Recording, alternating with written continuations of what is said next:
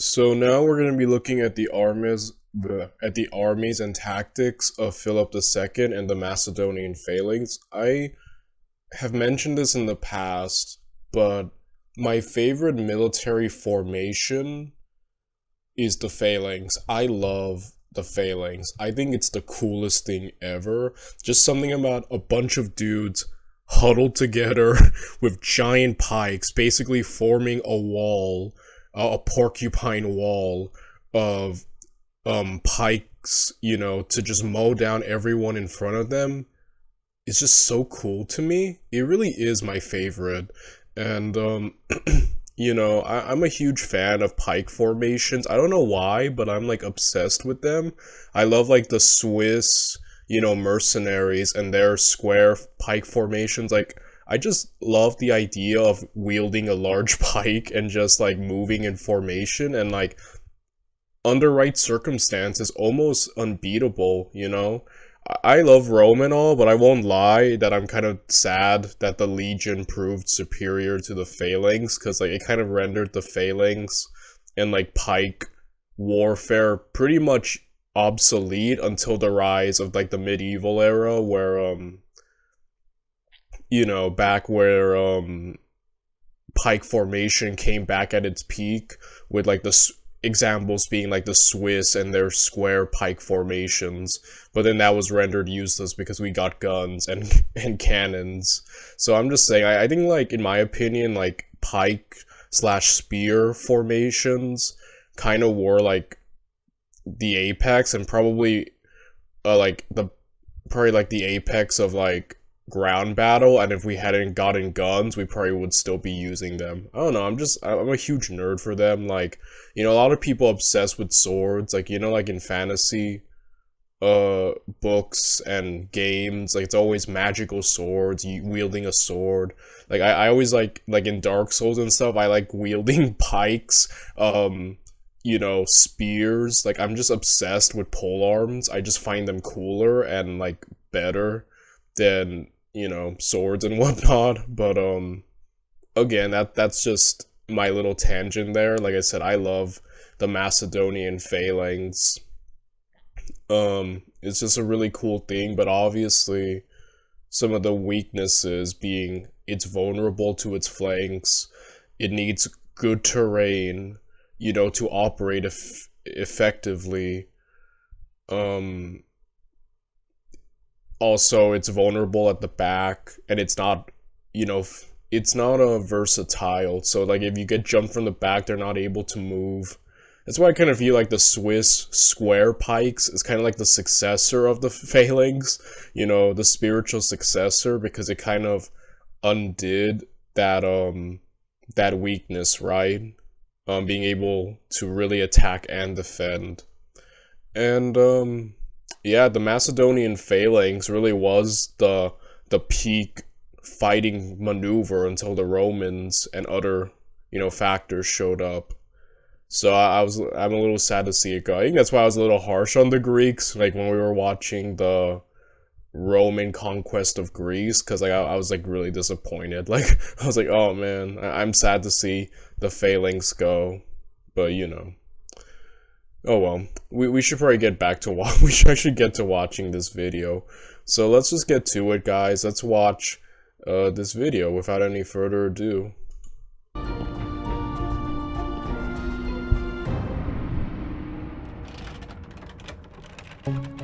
The year is 359 BC, and the Kingdom of Macedonia lies on the brink of destruction, its army defeated and people in despair.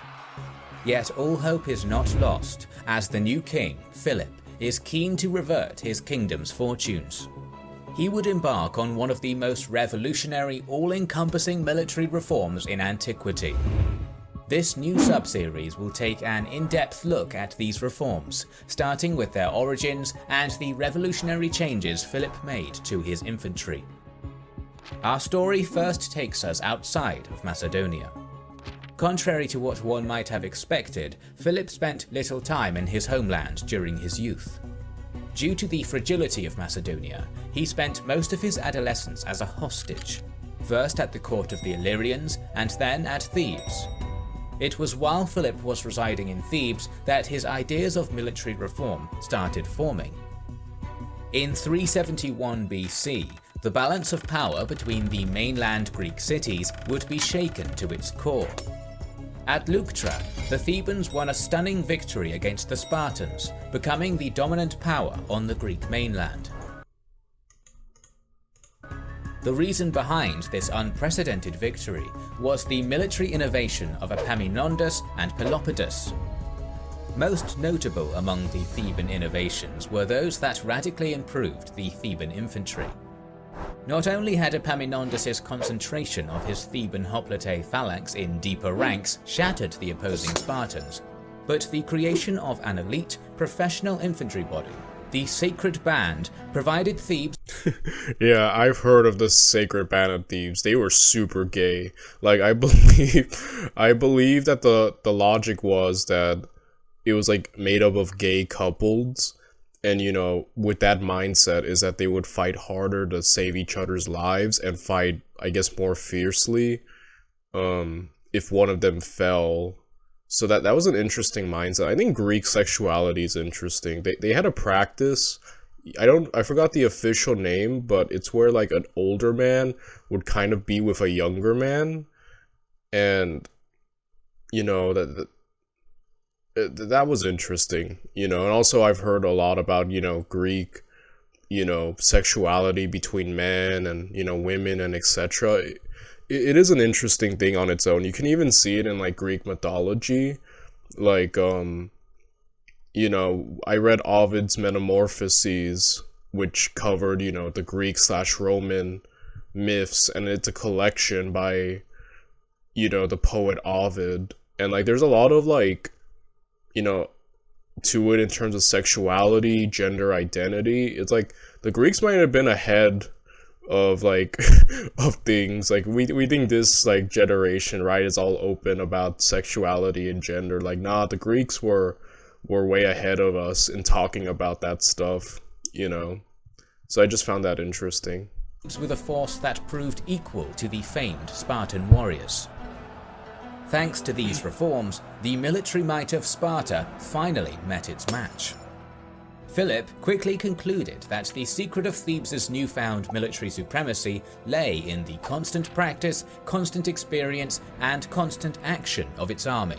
Its professionalism was its key. At the same time, the reforms of the renowned Athenian general Iphicrates also greatly impressed the young Macedonian. Iphicrates reformed the equipment of the Athenian infantry. The heavier bronze hoplite armour was replaced with lighter linen cuirasses, and the large hoplon shield with a lighter pelter, and new longer spears were used. All this increased the reach of their weapons and provided the soldiers with increased mobility. Although these reforms did not stand the test of time with the Athenian infantry, scholars assume that this style of fighting was used by the hoplites fighting at sea, as the increased spear length and improved flexibility proved useful when attacking adjacent enemy vessels. Military innovation was therefore a common theme among the mainland Greeks in the early 4th century BC, and Philip was a quick learner. In 365 BC, Philip returned to Macedonia. He had learnt a lot from the reforms of Epaminondas, Pelopidas and Iphicrates, as would soon become evident. The death of Philip's elder brother, Perdiccas, in a battle against the Illyrians in 359 BC, brought Philip to an abrupt ascension to the Macedonian throne. Macedonia was surrounded by enemies and had never been weaker. Another invasion looked imminent. Having secured his throne from rival claimants, Philip set about reforming the Macedonian army, putting into practice what he had learned from his time as a hostage. Arguably, the army branch Philip revolutionized the most was the infantry. Limited evidence survives, but it is likely that the foot soldiers that Philip inherited were mostly light infantry, recruited from a peasant class that lived in poverty. They were usually ill-equipped, had no training, and were no match for the superior infantry of their neighbours, most notably the Illyrians. It appears that the Macedonian infantry also included an elite unit armed in the Greek hoplite fashion. However, these hoplites were few and were outclassed by their Illyrian counterparts. The Macedonian infantry was in dire need of a change. Remembering the Theban and Athenian reforms, Philip quickly recruited 4,000 Macedonian levies and equipped them for a radically new style of fighting. For their armour, Philip equipped his Macedonians with a blend of the heavy hoplite and the lighter Greek peltast panoply. Yeah, I really like that shield because the idea was, I believe it's the sarissa that is the pike that Philip introduced, which is just longer than everyone else's, you know? And yeah, so the thing is, you needed 2 hands to wield the sarissa. And the thing is that obviously you can't hold a shield, but this shield called the belta, it would wrap over the neck, and like, I think it was it was your left or right arm, either way, it would just hang there. And obviously when they were close, bundled up together in the phalanx, it would almost serve as a shield. Like, if you got shot, it would hit there. So it did serve as a defensive thing while not having to devote any actual energy to holding it with a hand. So I think that was a very interesting thing, because obviously you can't hold a shield, especially a heavy one, wielding a 2-handed giant pike, you know? Each soldier was fitted with a bronze helmet, greaves, tall boots, and a cloth tunic. Unlike the hoplites of their southern neighbours, these recruits were not outfitted in heavy breastplates and had much lighter body armour. The lighter protection was compensated by the new weapon, the sarissa. Their deadly new armament was a 4 to 6 metre long pike. Its shaft was made from cornel wood, the best available in the Greek world at the time. Macedonia was famed for such high-quality timber, and Philip acquired significant supplies of it to create his new weapon with ease. At one end of the sarissa was an iron tip. Its streamlined head was designed specially to penetrate armour and continue through into the enemy's body. At the opposite end of the pike was a heavy metal butt. Made of either iron or bronze, this butt was designed to act as a counterweight, offering the wielder more balance when holding the sarissa 3/4 of the way down the shaft. Its shape could also anchor the pike into the ground when bracing for an enemy charge. Just as with the high-quality cornel wood, what I really love about the Greeks obviously use the phalanx. It's a maneuver that's most commonly associated with the Greeks. But I just love that all these innovations are either make the ranks deeper and make the spears longer.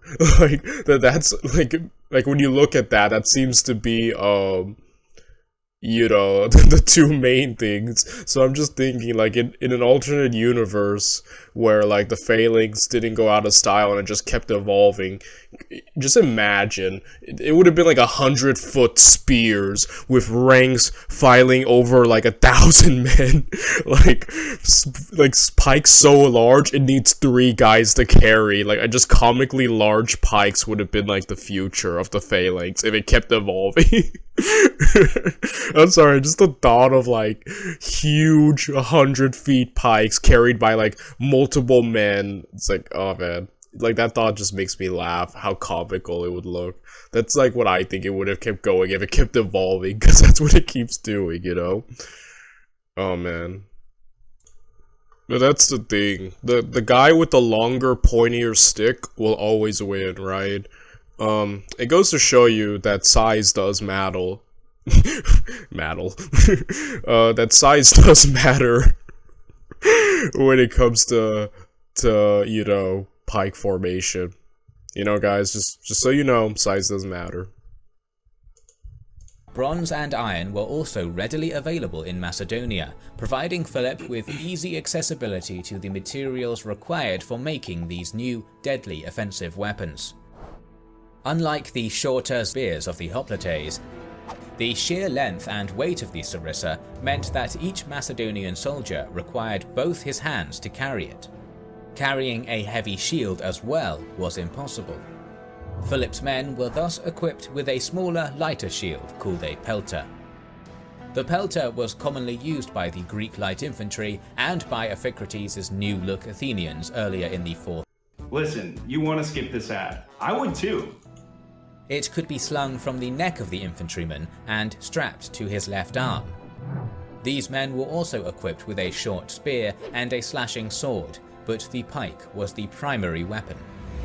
The sarissa was next to useless in a one-on-one fight, so each man was intended to fight as part of a larger trained mass, the Macedonian Phalanx. Most of the surviving information on the structure of the phalanx comes from later sources that describe the phalanx of the Hellenistic period. Yet there are a few facts that we can deduce about the original Macedonian phalanx of Philip. It consisted of basic units of 10 men, called a decus, although this number was soon increased to 16. Multiple decus units, or decades, were then combined into larger groupings called lokoi, with the separate decades being deployed side by side. The most experienced men in each decus were placed nearer the front. Early on, the Macedonian phalanx was to be formed 16 men deep and 8 men across, the men being in very close order thanks to the small size of their shields. This basic tactical unit consisted of 128 men and was called a taxius. Each taxius was commanded by an officer called a logigos. 2 taxius combined was called a syntagma. Alongside the logigos, there were also certain other specialized soldiers that were attached to each taxius. There was the salpingetes, who would relay messages with his bugle during the heat of battle. There was also a signalman called the semaphoros, who would give visual signals during the march with his standard, as well as an army herald, a stratocurix, who would shout out orders. There was also an aide, a hyperetes, who was to convey messages between units and do whatever the logigos required, and finally a file closer, the oragos, who would collect any stragglers from the phalanx. As each taxius moved in their rectangular formation on the battlefield, every man would carry their sarissa upright. Only just before they were to engage their enemy would the first 5 ranks lower their pikes horizontally, creating... Yeah, I've heard about this. Like, as he mentioned, the first 5 ranks,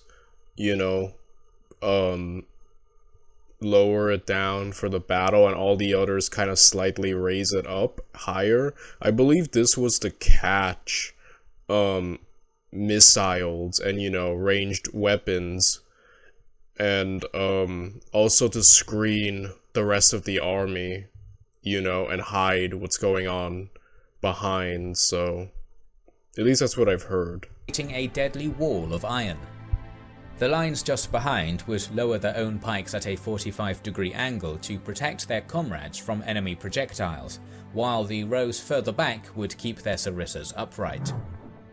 Thanks to the great length of the pike, 4 deadly sarissa heads could protrude ahead of the first infantryman in the phalanx. This gave Philip and his infantry a great advantage over their neighbours.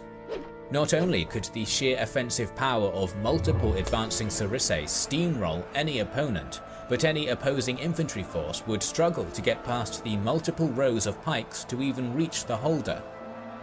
From the elite hoplite infantry of both the Illyrians and the Greeks to the hardened warriors of Thrace and Paeonia, all would struggle to combat Philip's sarissa-wielding phalanx with their shorter spears. Philip's phalanx was virtually unstoppable from the front. Its cohesiveness and the weight of its offensive armament was unmatched in the contemporary world. Yet this new formation was not without its flaws. The key to the phalanx's deadliness was its cohesiveness. If the formation was shattered, whether it be from fighting on uneven ground or from being attacked on either side or the rear, then the poor individual fighting skill of these soldiers would soon be apparent.